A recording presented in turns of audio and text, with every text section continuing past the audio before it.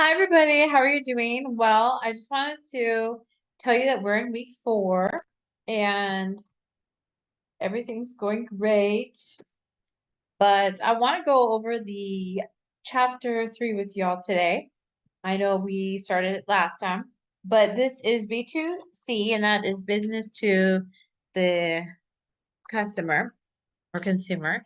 So usually a B2C is a commerce web shops that have open access for visit. We have the B2C or business to customer is a type of commerce transaction which sells products or services to customers. In the B2C e-commerce environment, companies sell their online goods to consumers who are at the end use of the products or the services. We have right here the online store, which a lot of people are using online stores now. I know I use Amazon, but I have used eBay before and Pinterest. And I know some people use Facebook Marketplace. I've done Facebook Marketplace before. My sister sells things all the time on there. There's also Nextdoor. I've bought things on there before. My sister's bought things on OfferUp or Threaded, like used clothes. Or she sells her clothes on there too. I know some people use Mercy. I know a lot of people in China use Alibaba. I know people are using Temu. Even before Super Bowl, they were using it. I couldn't get the app to work on my old Samsung because it was an old Samsung. It wasn't compatible. Then I got an iPhone at the end of the year and I downloaded the Temu, but it never worked. So I don't know. Some people say it's a scam. I have another coworker at another university and he buys clothes on there all the time. And he says he gets them for really good prices. And I've had students tell me that they'll get like 20 items for $10 or something. So who knows? But this is the business to consumer e-commerce. We have the customer, you have the online store, products and offers, payment, expedition, and delivery. So right here you have your web online. And it's a business to sell directory to consumers. The platform, it's a sample text that you can edit. You can change the font.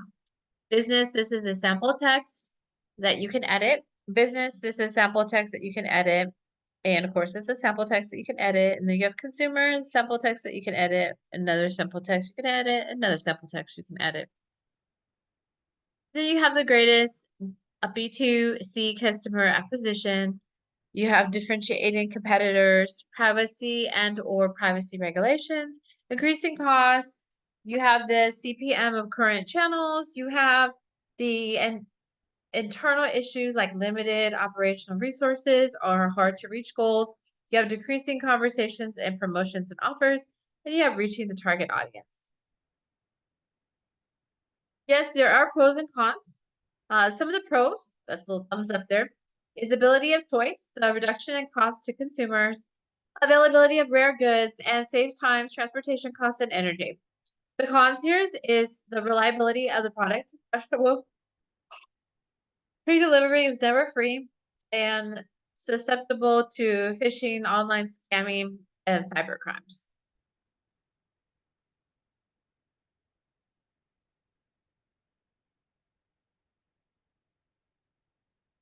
Okay, continuing our talk on the B2C. Learning objectives. In chapter, you're going to learn about the fundamental sales process, a lot of variance due to a great variety of needs involved with parties. There are 3 challenges: realizing the B2C challenge, the business, namely the pricing challenge, the fulfillment challenge, and payment challenge. Digital business creates new opportunities to learn more about your customers. Process model and the variance. In the B2 business, business to customer, normally the selling partner is a business organization, but this is not a must. Normally buying partner is a single person, and it's not a must. And it's a synonym for selling process, consider point of view of the seller. We have buying via the internet. We have first let naively consider what's going on if we're going to buy something via the internet. The process starts when the customer generates an order via online shop. The order is processed in the back end. ERP system, and sales order and ordered products and components are verified. Questions is like, how did the customer find the right online shop? And is the order legally binding? And is the customer allowed to change his order the ex post? Or how's the consignment processed through the provider? Here's some other questions. Do the processors differ between producers and traders? Does the trader have the ordered goods in the warehouse, or does he himself send the corresponding order to the producer? What happens if the ordered goods and services cannot be delivered? How are the goods provided? Can the customer pick up the ordered goods by himself? Or can the consumer pick up the ordered goods? How is it ensured the customer is representative of a customer is on the site where the goods are delivered? And how does the customer have to pay? What's going on in the case of the customer complaint? And what's going on in the case the customer does not accept to deliver goods and the return shipment has to be iterated?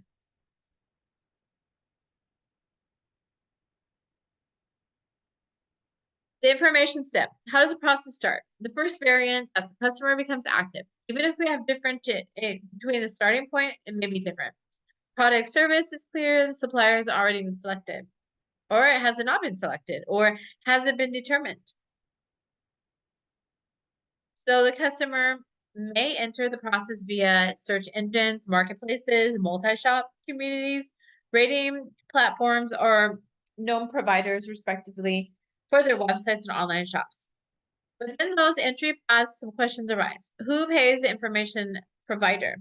If the process is started over online communities, rating platforms, or search engines, normally the consumer does not pay for those services.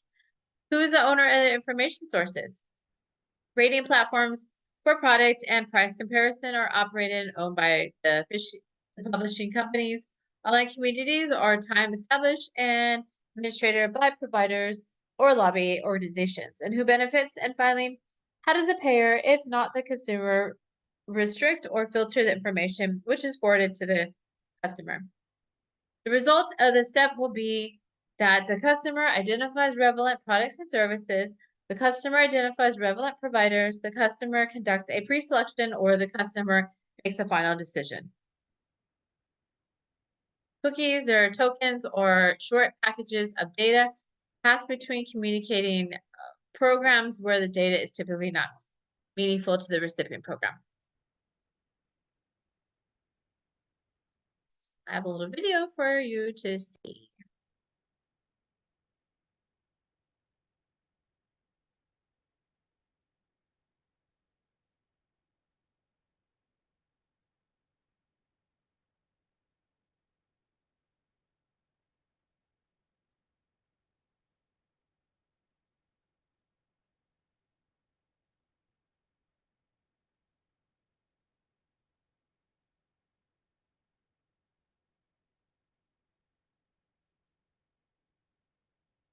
Okay, here's a little video by the Future Business Tech.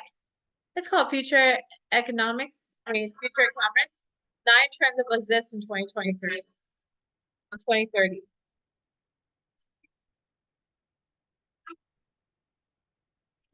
Life in e-commerce is going to undergo a high number of changes because of technological and social factors. I'll describe the future of e-commerce and 9 trends that will exist in the year 2030. Number 1, augmented reality will gain mainstream acceptance. Augmented reality simulates in-person shopping experiences by allowing customers to see how a product might look on them or in their home. With AR, customers click on the product and instantly see it overlaid wherever they point their mobile device. And when customers can view products from every conceivable angle in an interactive 360-degree experience, it gives them a better idea on the value that a product can offer. Smartphones, smart glasses, and other handheld and wearable devices will provide the bulk of these experiences. Shopify AR is an example of a tool that already allows customers to view products in natural environments before buying them. This helps to ensure that the product is a good fit for the purpose intended. This helps customers make informed decisions quickly when it comes to choosing a brand to buy from. And here's what most people don't realize. Augmented reality is likely to be more widely used than virtual reality. According to Grandview Research, the global virtual reality market will be worth $67 billion in 2028. By comparison, the augmented reality global market will be worth $340 billion in 2028. That means that the augmented reality global market will likely be 5 times larger than the virtual reality global market. Number 2, Jarvis-like AI assistants will begin to become popular. Most people in developed countries could have AI assistants to improve the quality of their lives. According to Peter Diamandis, founder of Singular University, services like Alexa, Google Home, and Apple HomePod will expand in functionality. They will eventually expand beyond just the home and become a cognitive prosthetic 24/7. Depending on what permissions you grant to it, a secure Jarvis-like software can listen to all of your conversations, read your emails, monitor your blood chemistry, and more. With access to all of this data, this AI-enabled software will learn your preferences, anticipate your needs and behaviors, shop for you, monitor your health, and help you problem solve in support of your mid and long-term goals. And by the mid-2030s, we will begin using brain-computer interfaces to connect to the human neocortex, according to Ray Kurzweil. This will allow us to interact with AI assistants with their brain activity and bring this technology to an entirely new level. Number 3, crypto may become a common payment option. To reach more consumers, especially Generation Z and millennials, brands will need to accept as many payment options as possible. The price fluctuations for cryptocurrencies may begin to stabilize over the next decade, which will make them more attractive payment options for large companies like Amazon and large payment processing companies like PayPal. On top of that, most cryptocurrencies use blockchain technology to record transactions. Basically, blockchain is a shared database that allows multiple parties to access data and verify that data in real time. Blockchains make it difficult or impossible to change, hack, or cheat the system. According to Grandview Research, the global blockchain technology market will grow from $6 billion in 2021 to $395 billion in 2028. That's a whopping 65 times increase in just several years. With such a massive increase in the use of blockchain technology, most industries will have a far greater familiarity with blockchain and cryptocurrencies in general. Number 4, autonomous delivery drones could become mainstream. Delivery drones are capable of handling and automating shipping in different volumes, all without human intervention. The advantages of automated shipping for e-commerce are many. They include speed and delivery time, reduction of freight costs, accident reduction, decrease in human error, reduction of CO2 emissions, and customer satisfaction. Amazon Prime Air will deliver packages up to 5 pounds within 30 minutes or less using small drones. Amazon has been developing and testing the platform through Prime Air development centers in the US, the UK, Austria, France, and Israel. And in August 2020, Amazon received approval from the FAA to operate its Prime Air delivery drones to safely and efficiently deliver packages to customers. Also, UPS Flight Forward was the first company to get the US government's full certification to operate a drone airline.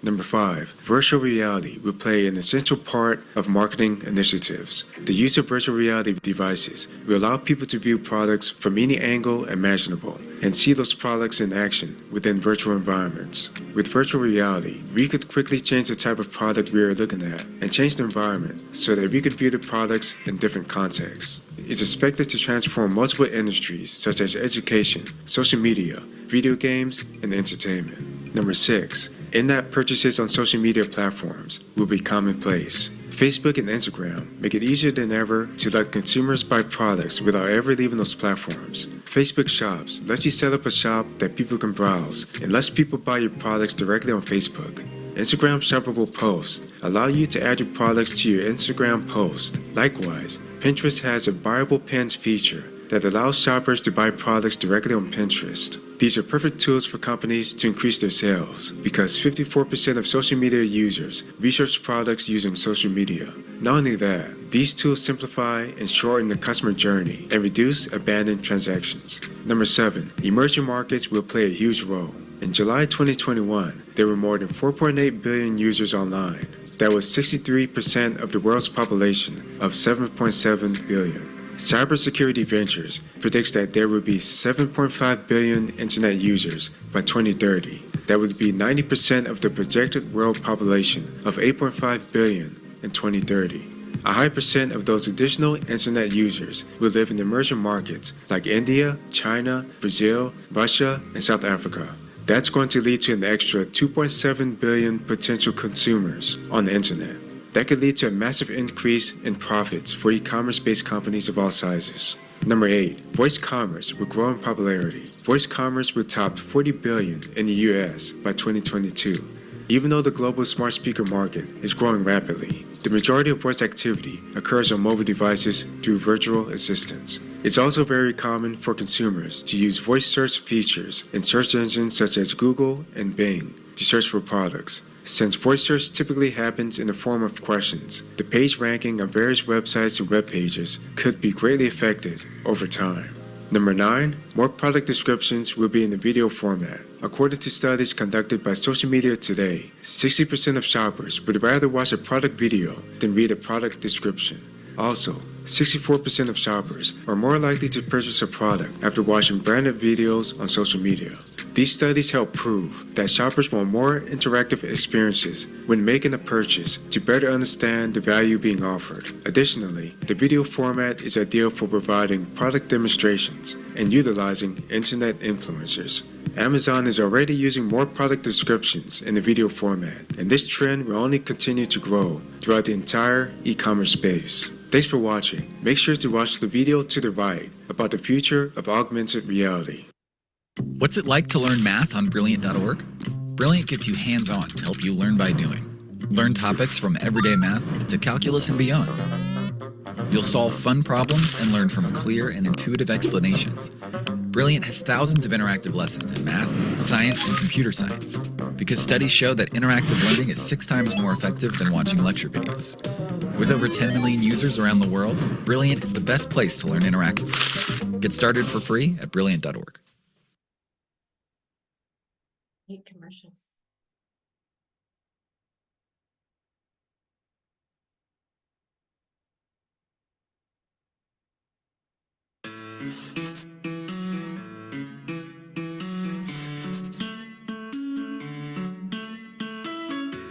Today, most of the Western world revolves around search-based online commerce. This means that most shoppers type directly what they want into a store's search bar, add their desired goods to their carts, and then check out. The benefit of search-based commerce, and why it's been so dominant over the years, is that consumers can quickly and efficiently find and buy exactly what they're looking for. But what about the products that you're not looking for? Search-based commerce deprives consumers of one of the most delightful parts of shopping: discovery. Who among us hasn't walked into a Target looking for one item but walked out with a dozen? Retailers and brands are now using artificial intelligence to collect data from both your purchase history and others to provide you with an endless list of desirable things that you might want to buy. This means that in the near future, commerce platforms should be able to recommend not just a shirt that you like, but a shirt with your preferred neckline and your favorite color and at 30% discount, because the algorithm knows that you're more likely to convert on a piece of clothing that you absolutely love that also happens to be on sale. This evolution in product discovery and how it will lead to more conversions and fewer returns is the future of commerce. The next generation of marketplace winners will be the brands that successfully combine the joyous discovery of offline shopping with the infinite options of online shopping. Let's take a closer look. Discovery-based shopping works with photos, short video, and live stream video. The shopping app Temu, for example, serves up personalized gamified feeds of products and shopping deals. TikTok and YouTube, of course, have popularized unboxing videos and testimonials. And apps like Whatnot allow sellers to make sales in real time through live streams. Discovery-based shopping is often driven by influencers and social media. Facebook groups and group chats, for example, are excellent places where shoppers can get feedback not just from sellers, but also other buyers who can influence their own buying behavior. The growth of discovery-based commerce presents a fantastic opportunity for brands to make the shopping experience fun again for consumers. After all, shopping is supposed to be fun, but it can also be a more convenient way for brands to offload overstock. As Chinese shopping platforms has shown us, most shoppers love a good deal. If retailers can surface excess inventory as limited time sales or offer special coupons to jettison unsold products, those items are more likely to be seen and purchased. In the US, our discovery-based shopping options are still limited. But it's only a matter of time before smart retailers figure out how to more effectively bring the offline shopping experience online. Once brands master discovery-based commerce and retailers start surfacing products they know their customers will be interested in, how will they ensure that that interest turns into an actual sale? The answer again lies at the intersection of offline and online shopping. Retailers need to bring the benefits of offline shopping, such as using a fitting room to guarantee that clothes will fit, or talking to a sales rep to understand the merits and drawbacks of specific product models, to the online experience. In short, the more personalized information consumers can get about an online purchase, the higher the conversion rates. One easy way of doing this is through social proof, getting the validation of friends and family. In China, for example, you can put several items into your online shopping cart and send a link of those items to your friends so that they can leave comments. More tools for personalized shopping, such as augmented reality dressing rooms or body scan technology for better fits, can also help instill confidence in a purchase. In the offline world, many shoppers feel an obligation to make a purchase if they've been successfully helped by a human sales representative. Through technology, this interaction can be replicated online. Increasingly, retailers today are training online sales reps to answer questions and provide relevant information to shoppers, whether in private group chats or customer chat portals. Live shopping is another promising way to convert interested shoppers. Through video, shoppers can see a product in action, get tutorials on how to use these certain products, and also participate in giveaways. These are all behaviors that will increase a shopper's confidence in their purchase. Live shopping also introduces FOMO. If there's only one Birkin bag or limited edition Pokemon card available for purchase, once it's sold, it's gone. And seeing like-minded shoppers purchase a product reinforces a sense of trust and desirability and community, ultimately helping convert a shopping cart into a purchase. The third step in today's e-commerce experience is ensuring that a sale that was spurred by improved discovery remains a sale and doesn't become a return. Excess inventory costs companies hundreds of millions of dollars a year and negatively impacts the environment. The easiest way to combat this issue is for retailers to use new consumer technologies so that shoppers get the product variety and information they want. By improving product discovery and conversion, retailers can surface more relevant and more delightful products to shoppers, who can then make more informed decisions and feel more confident in their purchases. By giving consumers access to the right information, return rates will drop. Consumers will be less likely to engage in wasteful behavior, such as buying 10 jackets, only to return 9 of them and keep the one that fits the best.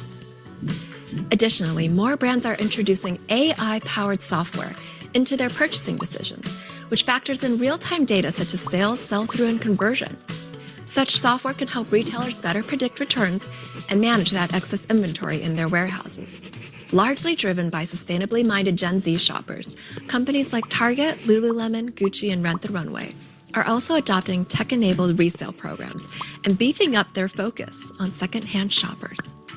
And there are multiple startups powering various types of resale marketplaces, matching individuals, liquidation centers, or donation centers with resellers who can offload excess inventory, often for a cut of the profit. Across all 3 phases of modern e-commerce, these companies are using technology to personalize the online shopping experience, to make the process more interactive, and increase the conviction in a purchase before and after buying. By combining the browsing experience of offline shopping with the ease and engagement of online shopping, these companies are attempting to create a virtuous cycle of product discovery. After all, who knows what else you might find?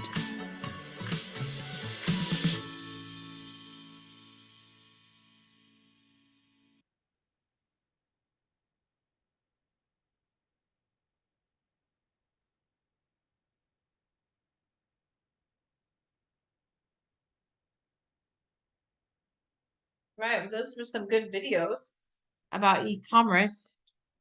And the reason I brought that up is because we're in 2024 and e-commerce is just part of what's going to happen, you know. Who knows about the future? Right when you think that's it, something else happens. Technology and business are always intertwined. And yesterday, people were writing checks.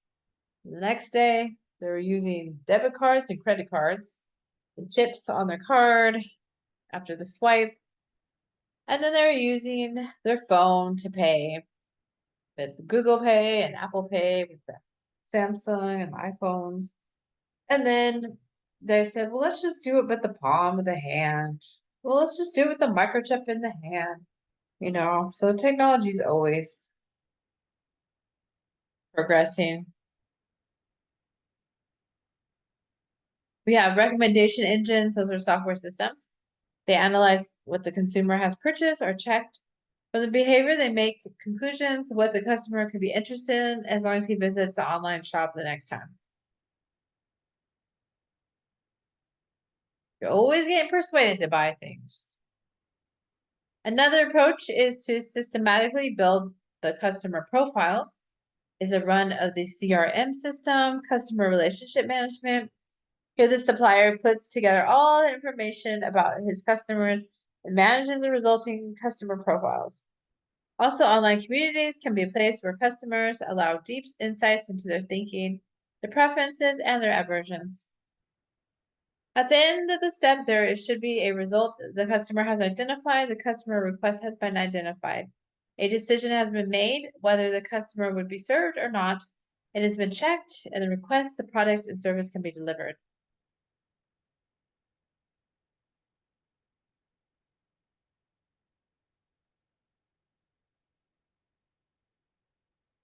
If you're going to be doing some of the technology to back it up, you could think about using these abbreviations and these acronyms. A specific and very fundamental issue is presenting products of the e-commerce area as product identification key. Global trade item, GTIN, is an identifier for trade items developed by the GSI or the GS1, a neutral, not-for-profit international organization that develops and maintains standards for supply and demand chains across multiple sectors, compromising, among others, in the former EAN, International and Uniform Code Council. The GTIN contained the GS1 128 application standard within the Code 128 barcode. It identifies the data with application, identifies AI, and Universal Identification System in logistics. GTIN has 13 digits. Country prefix, 3 digits. Company identifier, 4 to 6 digits. Company specific article number, 5 to 3 digits. And then you have the check digits. The International Standard Book number and the ISN number is International Standard Serial Numbers. You have the P3P, a platform for privacy preferences. That's a protocol. It's available, allowing websites to declare their intended use of information they collect about the web browser users.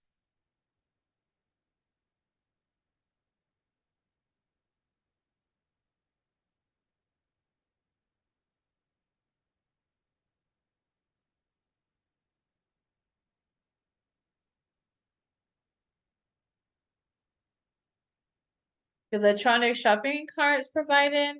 The customer picks up the interest products and services and puts them into the shopping cart.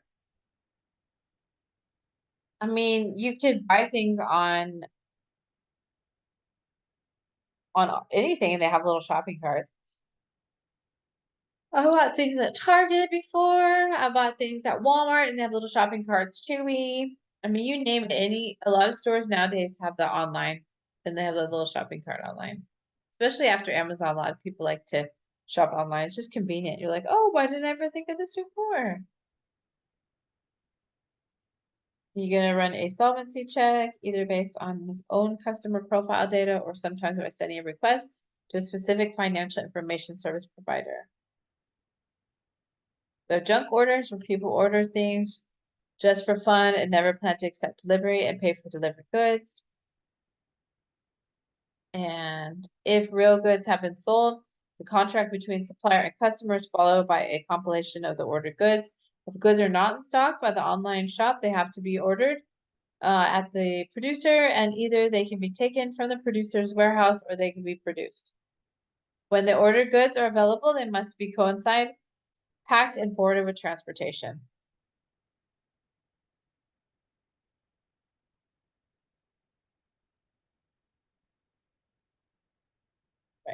I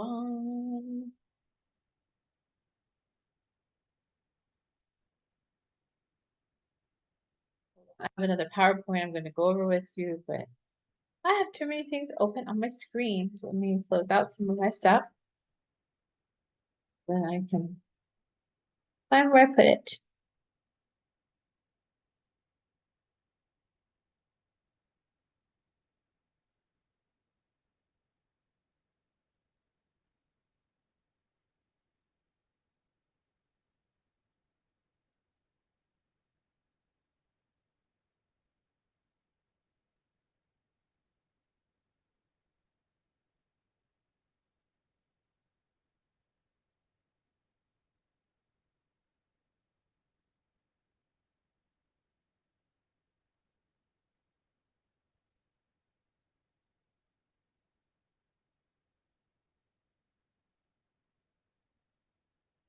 Okay, so this is a PowerPoint created by some students.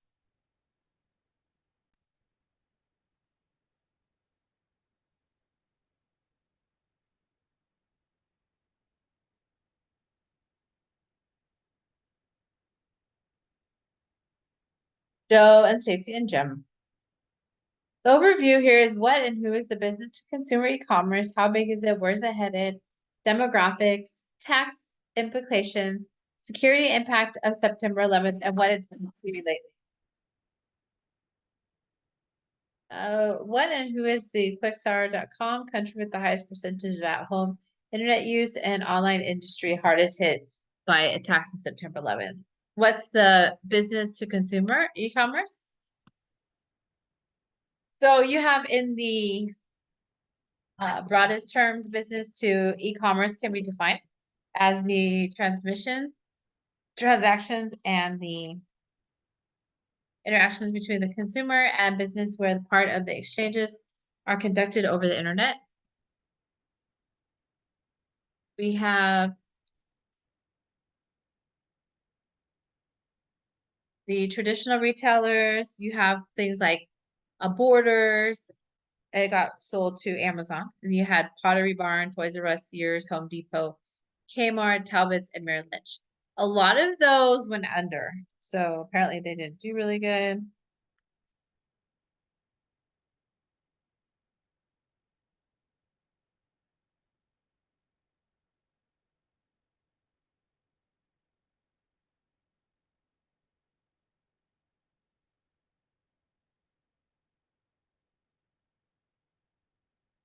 And then we have hybrid retailers. And you have like Lands End, Gateway, LL Bean.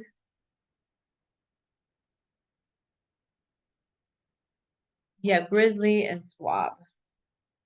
Yeah, Pure retailers. Yeah, like Amazon, that's still popular today. eBay's pretty popular still. Travelocity, Dell, Martha Stewart, The Hugger Mugger, and Daily Online.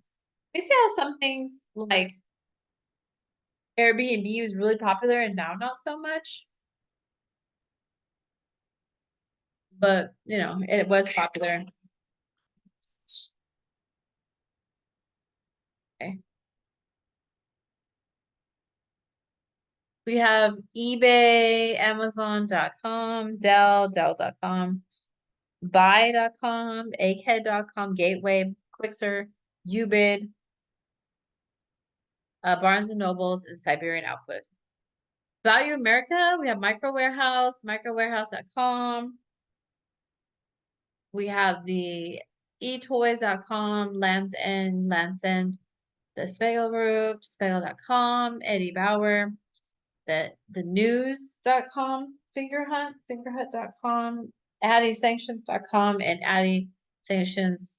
We have Garage, JCPenney, Gap. A lot of these didn't last through the COVID crisis we had. A lot of these stores just couldn't hang. How the internet is used for shopping. About 51% of people shop online, purchase offline. And then it could went down from 40 and then 9. How big is business to consumer e-commerce? Well, Worldwide, harder due to expected in 2001, which was over 20 years ago, online holiday shopping sales would reach about 25.3 billion in the year, and 39% increase over the last year despite an uncertain economic climate. In the US, more than 106 million people would shop online in December, and they spent a record of 9.9 billion in the holiday season, an increase over the last year's 6.9 billion. Since 2001, we see that it's increased because a lot of people are buying still, even though we have inflation and prices of things have gone out of control. I mean, you can see TikToks right now where people are saying that they're spending $18 just on a salad without the drink, or they went to Five Guys and they spent $25, right? It's just out of control. Especially since Governor Newsom said he wants to raise minimum wage and fast food to $20 an hour, which is great. I mean, I remember 2021, besides teaching and tutoring, I was also a waitress. And I worked at Caro's and Cerritos and Guadalajara in Long Beach and Little Fisherman in Los Alamitos. And I just remember like Caro's was $12 in tips, but like it's a bunch of like elderly people that went there, so nobody really tipped. And then Guadalajara, it was like 13 in tips, and the tips, if they were cash, you didn't have to claim them. If they were in your card, you did have to claim them. And I thought it was pretty good money because I would get like $25 on a 4-hour shift. It was a very small restaurant right on the beach. So I might only have a couple customers. So I might have 5 customers and each customer gives me $5 tip, and I'd have $25 cash. And there's a boba shop right next door, and it was down by the beach. It was totally awesome. Unfortunately, this past week, somebody got stabbed down there at like 12 o'clock at night in the middle of Dave's Hot Chicken Shop, which was down the street from Buena Gente. Buena Gente went out of business right after I moved. It went out of business the next year, which was really sad, you know, but it happens.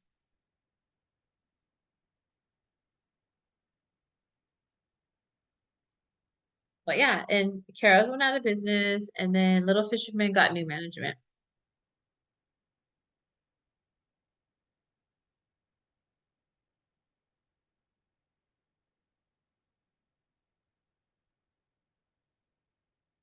Here's a graph.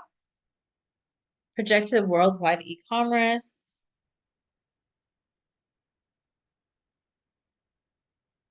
Okay, so here's some old information. Like I said, a lot of these businesses went under because you have Amazon and other retailers that are actually making really good money selling online. And Sears was one that just should have been online. They were the first ones to do catalogs.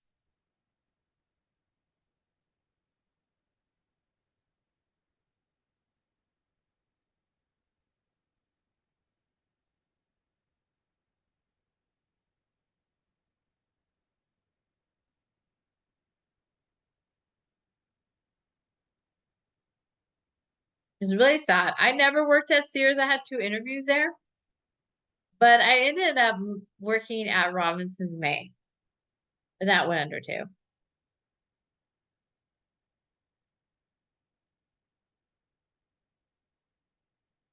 It's pretty sad.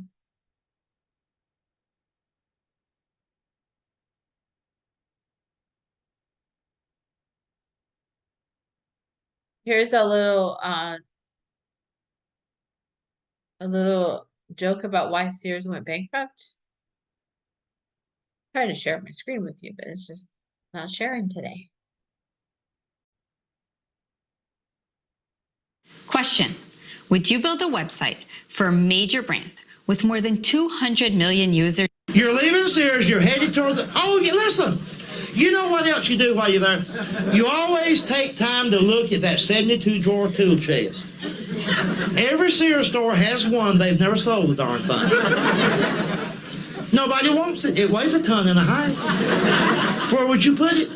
They put it on sale twice a year. Nobody buys it. I grew up going with my daddy to look at that. He'd sit in the Sunday morning paper. He'd say, "Look at him, Junior." That was me. I see Sears has got that 72-drawer tool chest on sale again. You want to go over there after dinner and look at it? I'd say, "Yeah, I'll go with you over there." See, I guess If that's what's really wrong with this country today, sons don't go with their dads to look at toolboxes no more. I bet you that there's some of you in here that never went with your daddy to look at paneling. See? My dad didn't need no paneling. He just liked to look at it. He said in the paper on Sunday morning, he'd say, "Look at here, Junior."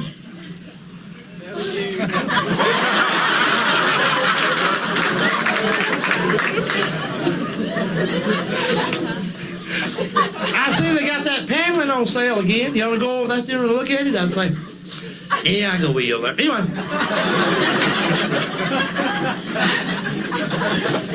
And I'll tell you something else, too. I'm going to see my dad again Monday. If he wants to go look at something else, hell, I'm going to go with him. You ain't got but one daddy, you know. All right, now, we're still in that Sears store, ain't we? We got to move along. Now, all right, you're leaving Sears, headed toward the door. On your way out, you bump into an optometrist. Listen to me, there's an eye doctor working in the basement of Sears. Don't you know that his mom and dad are real proud of him? Think about his parents. They're the ones that mortgaged the house, cashed up the life insurance to educate this twerp, hoping someday to brag on him. "Hey, George, that son of yours, the one went to college for 13 years. Where's he working now?" Sears.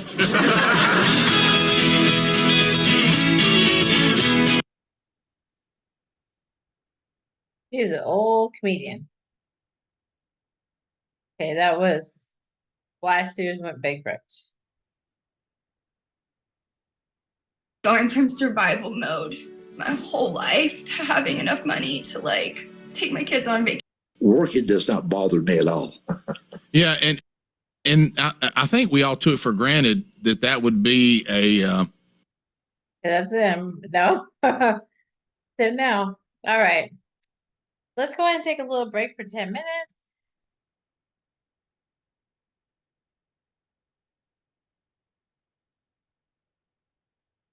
If you're watching this recording, you can always fast forward the 10 minutes.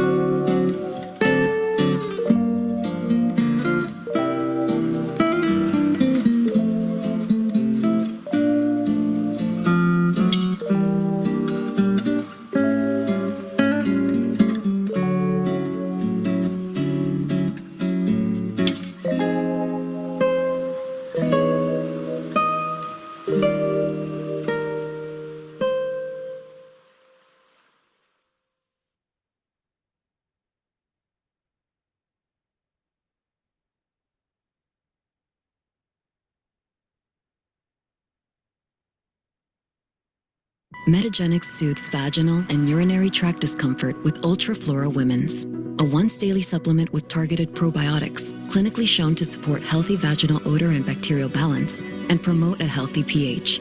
Finally, get to the root of lasting vaginal health and well-being. Metagenics, the science that creates balance.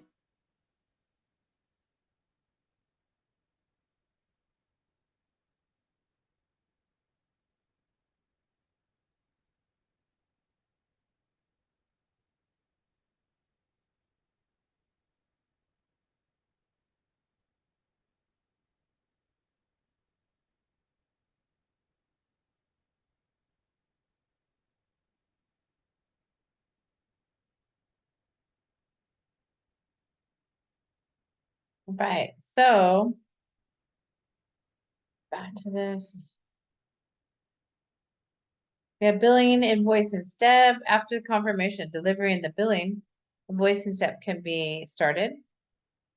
If the customer had to pay before delivery, then it may happen that the invoice has to be corrected and a credit card.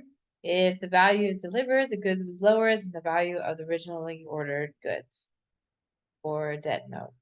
So especially try to collect the debt as soon as possible because you never know if the other party is going to file bankruptcy or skip out of town or sell their company.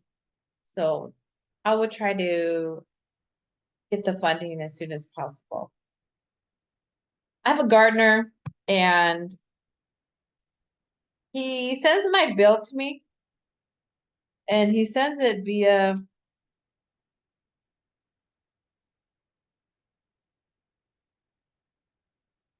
I want to say he sends it by email. Well, I thought I already paid it, because it said that it was already paid, but it wasn't paid. Then he messages me 3 months later through a text and says, you didn't pay your bill. And I was like, I did pay my bill.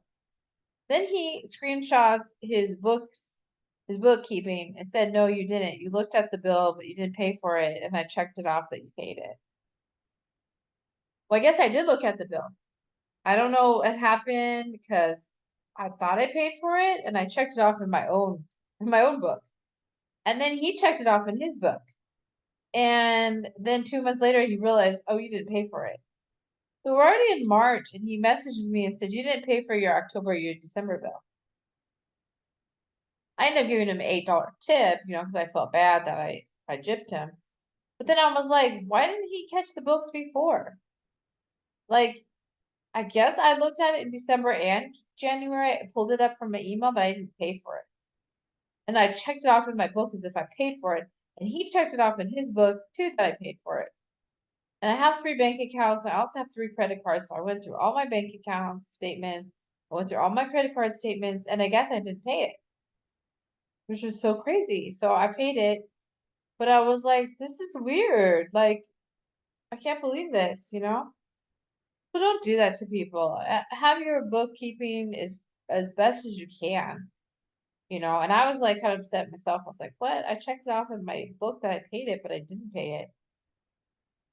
That was crazy,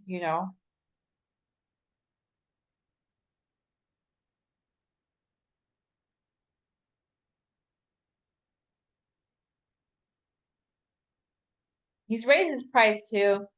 He used to be $45 for the front and backyard, which he's cheaper than the other guy. I had another guy I had that was $50 and he wanted cash. This guy could take debit card, credit card, you name it. And to do the front yard, it was $30. So sometimes I would just do the front yard. Now recently he said it's $35 for the front yard and front and backyard's $50. So much money. I knew a part of me was like, I should probably just save $500 and buy my own lawnmower and save 10 times with him. I have chickens in the back, so I prefer not to have people back there.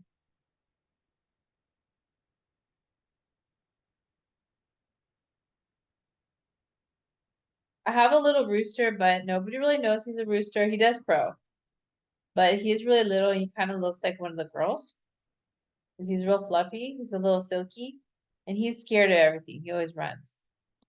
So I really don't want, anybody in the yard. So, but that's me. And we have the fulfillment challenge. We have delivering real goods. Real goods cannot be forwarded electronically to the customer. They're delivering the goods.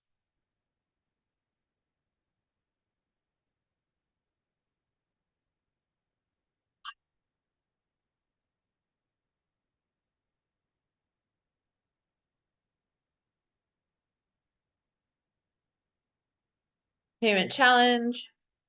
Like I mentioned too, payment can be challenged if you don't have a good bookkeeper. Online shop.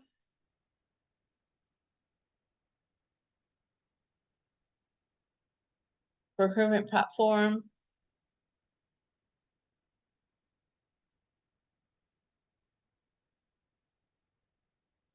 When you're going to be using a procurement platform, you should look at the intent management, the e-tendering, the e-auctioning, vendor management, catalog management, purchase order integration, order status, ship notice, e-invoicing, e-payment, and contract management. We have customer relations management as well. You should be looking at the web channel, interaction channel, partner channel, marketing resource management, segmentation, list management, campaign management, real-time offer management, lead management, sales planning, forecasting, sales performance management, territory management, accounts and contract, opportunity management, quotation and order management, pricing contracts, incentive and commission management, time and travel, service order management, service contract management, complaints and returns, in-house repair and case management, and installed base management, warranty management, and resource planning. Okay. Let me get you another video. That's the end of chapter 3.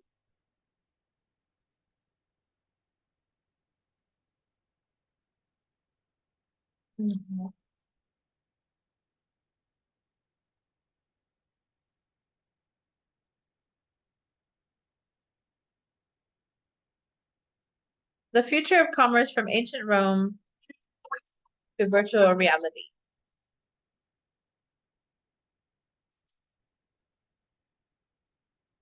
Worked for her daughter.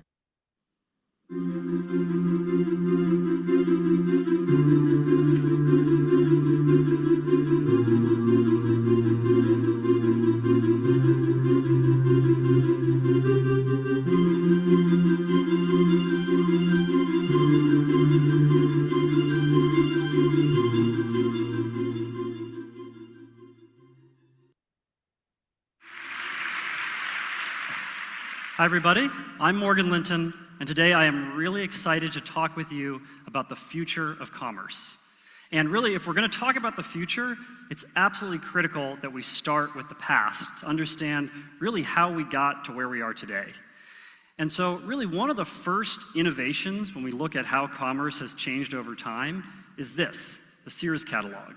And Richard Sears has this incredible idea back in the 1800s that what if you could shop from the comfort of your home and you could get this catalog that had all these different products that you could think of that you'd normally buy from a store, but you could sit at home, order these products, and they'd actually be shipped to your door. So they would arrive at home, you never had to leave your house. Incredible, right? Well, actually, what happened was technology also worked in his favor because the railroads became more efficient. There was this concept of rural free delivery where it was even easier to deliver these products from all over the world to your doorstep in the US. And this continued for a long time. Actually, all the way until 1993. Yes, that same Sears catalog that started back in the 1800s actually continued, and people were still ordering things to their home in 1993. And I can read your minds right now. I know exactly what you're thinking. You're thinking, 1993 was a very special year, because that's the year, yeah, that Jurassic Park came out. But I digress. Actually, I think we need to go a little further back in time to really understand how commerce got to where it is today and to really appreciate where we're going in the future. And so, where did this all start? Where did the concept of buying things like we do today come from? It came from here, from Rome, actually in 100 AD. And this has persisted all the way through to today because shopping malls are everywhere, all over the world. And shopping malls have become more than just a place to buy things. People go to shopping malls to be able to meet friends and families for food or drinks. People go and see movies in shopping malls. But there's a big change happening, and this change is driven by something that has fundamentally changed all of our lives and will continue to change our lives and change the way that we buy and sell things. I'm talking about this, the internet. Okay, and so the internet has actually completely changed the dynamics of shopping malls. And now what we're noticing is a lot of these stores that are in shopping malls are starting to close down, and the malls themselves are starting to close down as people are going back to this concept that Richard Sears pioneered of, hey, I can shop and buy things from the comfort of my own home. So what does this look like and how has it evolved now that the internet has impacted commerce? And really one of the things that I want to highlight is this like newfangled idea of e-commerce, of wow, I can shop at home, I can shop online, is actually incredibly similar to that exact same idea that Richard Sears had back in the 1800s. So let's look at these side-by-side images here. One of these is the Sears catalog, and if you wanted to buy a guitar and have a guitar shipped to your house, which seems like a pretty cool thing to do. Now, in this magical future of 2017, you can actually also have a guitar shipped to your house. And if you look at these two experiences, they actually look very similar. And so if you actually kind of take a step back and look at what e-commerce is today, it really is the digitization of the catalog. It's this same approach, this same idea of I can look at this catalog of products, I can pick what I want, and it's shipped to my door. That same concept that Richard Sears had back in the 1800s persists today. But thanks to digital technology, these catalogs can be massively large, shipping times are fast, there's a lot of innovation around how we do this, but that concept has persisted. How did it all start? Well, it started with Amazon.com, and it started with books. The original idea behind Amazon was, hey, wouldn't it be cool if you could get these physical paper books shipped to your home? And so they created really the first e-commerce site. This is what it looked like. And that's where it all started. Obviously, that's expanded a lot over time. And so now, when you look at Amazon.com today, it's just a gigantic catalog. And so, I want you to, kind of take this leap of faith here with me. When you're looking at this image behind me of Amazon.com today, this is the most cutting-edge e-commerce website in the world. The most money, the most traffic, the most products, everything. And this, to all of us, should really make us realize that all of us sitting here right now today are actually living in the past. Seriously, we're living in the past because this is going to look incredibly antiquated 10 or 20 years from now. And so let's kind of take a look. Well, what did the world look like 20 years ago?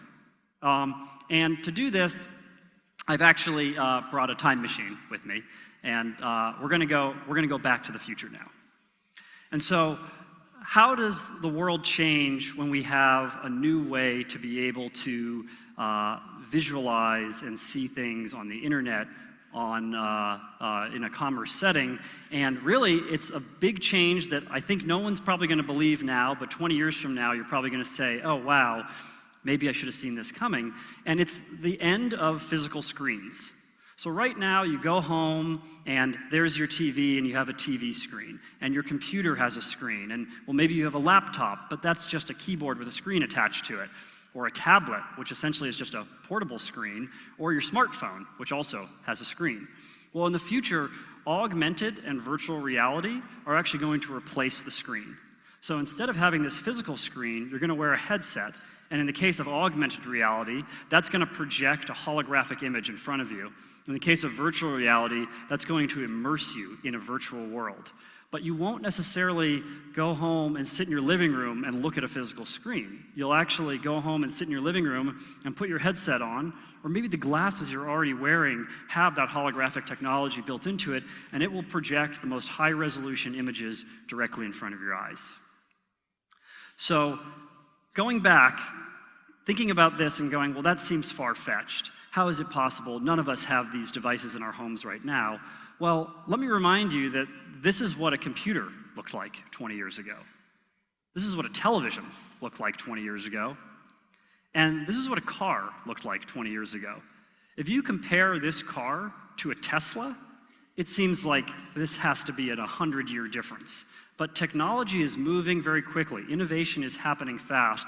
And so it's not hard to imagine that a website like this is the Sears website, is probably going to look incredibly outdated 20 years from now when your e-commerce setting is actually projected in front of you through the glasses that you're wearing on your head. Hey, thank you very much for joining me on this little course. I'm Daniel Priestley, and today we're going to talk about this blueprint that I've been mentioning to you.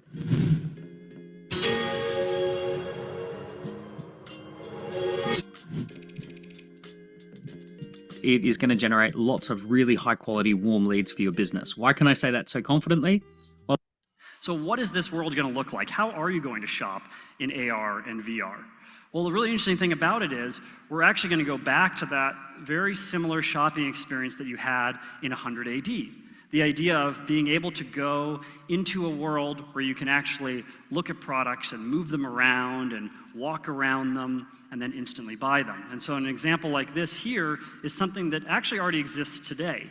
You can actually go to certain furniture stores where you put on augmented reality glasses and you can pick out different furniture and place it in your house, and it's holographically projected into that room.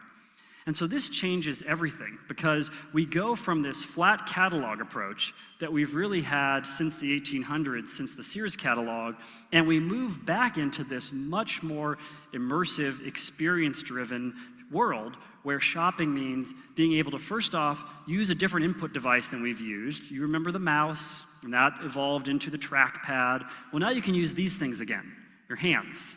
And so you can actually look at objects and turn them around and move them closer to you using your hands as you would in real life or as you would during a normal shopping experience in a mall, except this time in a digital format. We also have some incredible ways that you can now personalize the experience. So imagine if I booked a trip on Expedia to go to the Swiss Alps. Well, maybe then when I go into my virtual or augmented reality shopping experience, they may have that information. And so maybe when I walk into that virtual store, I look on the racks and there's ski jackets and ski pants and ski helmets. Well, how do they know that? Because all these experiences are connected and personalized. Right now, when I go to a physical store, they're trying to get things for everybody, right? So it's not like they're just gonna carry clothes in my size. If I'm a medium and I go into a clothing store, I'm gonna have plenty of clothes that are small and large and extra large. In my augmented or virtual reality store, everything I see are clothes that fit me, are products that I like, are colors that I like. And so you have this hyper-personalized experience that we've really never seen before. But with this comes increased consumer expectations. And so one of the big expectations that's changing now is how quickly things are delivered. And so what is going to innovate this is going to be these little guys, drones. So it's not hard to imagine that you'd go into your virtual or augmented reality store and you buy something and a drone goes from a warehouse a few blocks from your house, picks up the product, zooms into the air, flies over your house and drops it off at your doorstep maybe 5 to 10 minutes after you ordered it. So let's go back up to 30,000 feet and do a recap of where we started in commerce, where we are now, and where we're going. So it all started here. That's why it's so cool that we're here in Rome, because this really is the birthplace of modern commerce, the first shopping mall. Then Richard Sears came out with the Sears catalog and innovated again with this idea of a catalog approach, being able to shop from home, having things shipped to your door. And now that catalog has been digitized. You can view that same catalog approach, but there's a lot more products that you can search, and you can do this on a computer screen, on a tablet screen, on a smartphone screen. It's all happening on screens, though. And this idea of quick, free shipping. Amazon had first introduced this idea of Prime, 2-day shipping, free shipping, anything comes in 2 days. Then they introduced Prime Now, a concept of, well, now you can shop for things and they're gonna come within an hour. Well, as we move forward, all these experiences continue to be digital, but we move into virtual and augmented reality. And so the incredible thing here is if you look at the evolution of commerce, in many ways, we've actually come full circle. Maybe the original concept, that initial innovation that happened right here in Rome back in 100 AD, they actually got it right back then. And we're now coming full circle to be able to take that same experience of shopping and digitizing that and providing that in an augmented or virtual reality world. So it'll actually be similar to the way that we've shopped all along, but now taking advantage of these incredible technologies that are just at our fingertips. And I don't know about you, but I am very excited to live in that world. Thank you very much.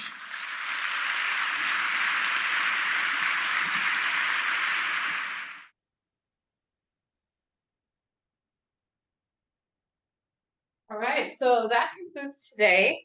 Don't forget to do your summary and answer those questions, and I will see you next week. Same time, same place. See you then.